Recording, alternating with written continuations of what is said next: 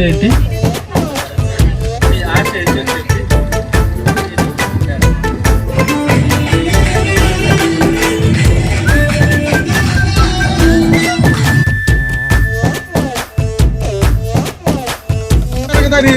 నేను ఈ సభాముఖంగా తెలియజేస్తున్నాను.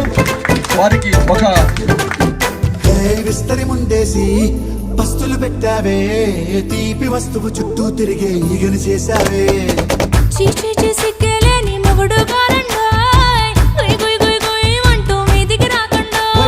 గంపెడి పిల్లలతో ఇంటిని నింపావే, సాపా దిండు సంసారాన్ని